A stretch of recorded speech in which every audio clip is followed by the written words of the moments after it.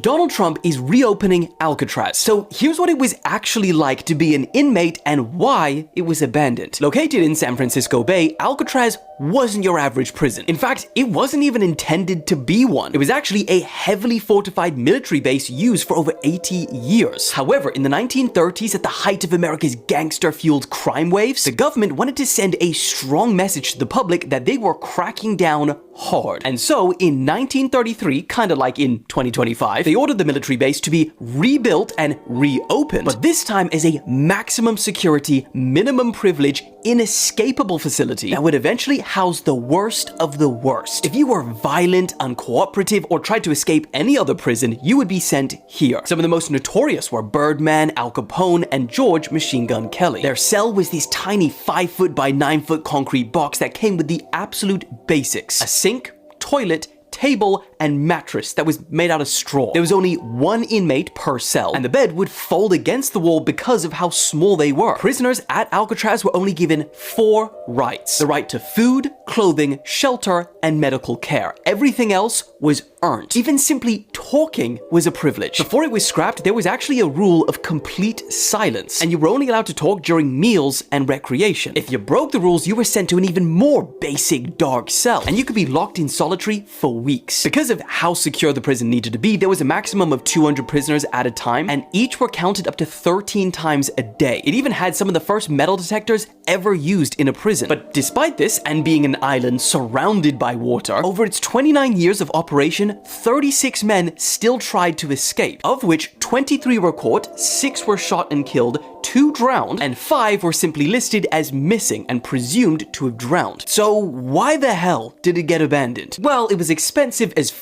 $3 to $5 million a year just for basic operations. And it was roughly 3 times more expensive than any other prison in the country. But now that it's been turned into a tourist destination, it actually makes around $30 million a year just through ticket sales. So it's very clear to reopen Alcatraz in 2025 wouldn't make sense financially. But it never did. It was always kind of a symbol to the public that things were going to change. And it seems like that's exactly what we're seeing again today. But the question is, what do you think? Should Alcatraz be reopened as a prison, or should that part of America be left in the past?